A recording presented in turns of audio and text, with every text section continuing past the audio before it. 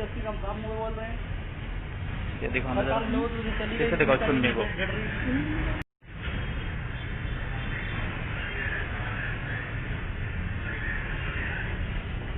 देखो ना पूरी कंपनी।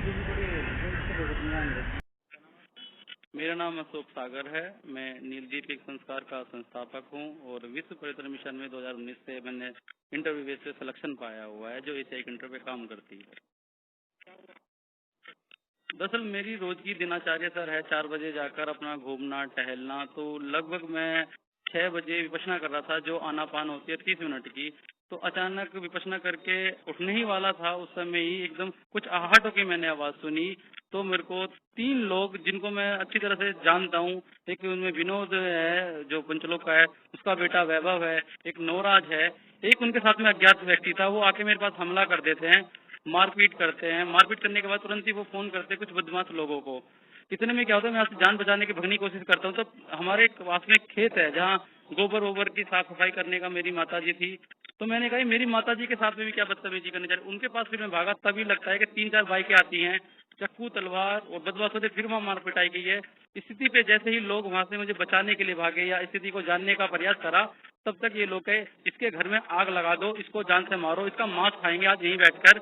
और मैं पूरे उससे दावे से कह सकता हूँ, क्योंकि आज से 3 साल पहले मैंने एक जयंती निकाली थी 25 क्षेत्र के अंदर प्रतिमाओं पर। तो उसने मेरा एक विरोध किया था, बाबा साहब की फोटो को जलाकर नाली में डाला। तो मैंने विरोध किया कि आपने संविधान निर्माता के सामने ऐसा दुष्व्यवहार क्यों किया। तो उसने कहा तेरी नेतागिरी हम झाड़ेंगे, हम नेता यहाँ के हैं, यहाँ के बदमाश हम हैं, यहाँ के एमएलसी बसपा के हम हैं, तेरी क्या चलेगी, तेरी क्या औकात। उस समय को जब सामाजिक दबाव बनाकर चीजों को निपटा दिया गया, लेकिन बीच बीच में घर पे दबिश डालना। मैं एक पढ़ा लिखा हूँ, सामाजिक व्यक्ति हूँ, मैंने समाज की बातों को ज्यादा वैल्यू देते हुए मैंने उस समय पे कानूनी लीगल एक्शन नहीं लिया, लेकिन मेरे पास दस्तावेज है। अभी 1 हफ्ते से पहले हमारी 2500 गज जमीन उस पर कब्जाने का इनका बराबर प्रयास चल रहा था। मैंने कल उसकी कंप्लेंट डालने की प्रयास की, इसको कहीं से कहीं भनक पड़ी है। इसने उस चीज का मौका देखते हुए मेरी मम्मी के साथ में जो माता जी है उनके साथ में रेप करने का पूरा प्रयास किया है। वहाँ के लोगों ने बचाने का प्रयास किया है। उसके बाद में जैसे तैसे करके पौने घंटे तक कंटिन्यू 112 नंबर पे कॉल करता हूँ, लेकिन वेटिंग वेटिंग वेटिंग। उससे पहले मेरा मर्डर हो जाता 100%। इस बीच में मैंने परिचित इंस्पेक्टर साहब को फोन करा, उन्होंने अपने रेफरेंस से गाड़ी भेजी, मेरी सुरक्षा तलब कराई। मैं अब 2-3 घंटे से यहाँ बैठा हूँ, मैंने एप्लीकेशन दे दी है, लेकिन सारे पुलिस कर्मचारी मेरी सेवा मतलब मेरी मदद के लिए काम तो कर रहे हैं, लेकिन इस बीच में कई बार गुंडे फिर आ चुके हैं। अगर इस बीच में मेरा मर्डर हो जाता है तो उसकी जिम्मेदारी कौन ले। मैं इस टाइम बहुत ज्यादा स्थिति ऐसी है कि मैं समझ नहीं पा रहा कि मुझे क्या करना चाहिए।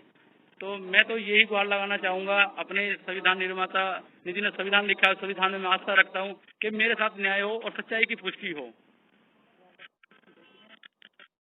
मैंने अभी लिखित में एक एप्लीकेशन दी है, साधारण से पेज पर, वो अंदर जा चुकी है। अभी उसका कोई रिप्लाई मुझे अभी तक नहीं मिला है। उनका नाम, एक का तो विनोद जाटव है, बीएसपी से एमएलसी है बागपत का, उसका बेटा वैभव है, एक नौराज नाम का उसके परिवार का लड़का है, एक 2-3 बाइक पाए, उनको शकल से मैं पहचान सकता हूँ। जो माताजी के साथ बदतमीजी की है वो 3-4 लोग अज्ञात लोग हैं।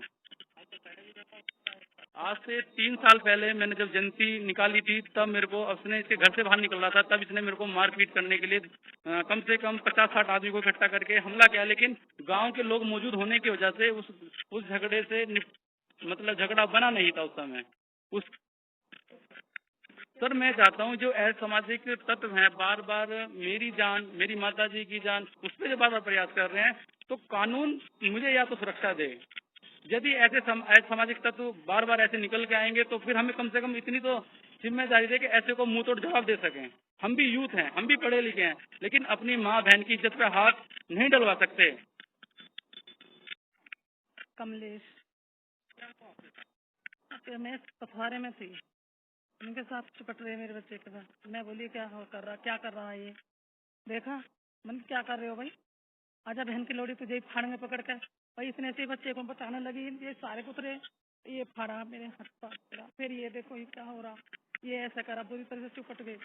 3-4 गुंडे इतने बुला कर लिया, जैसे मेरे पर हमला करा, छाती वाती पकड़ी। अरे देखो ये भी निकाल लिए, ये कुंडल भी निकाल लिए, ये भी निकाल लिए। ये देखो क्या हाल हो रहा मेरा।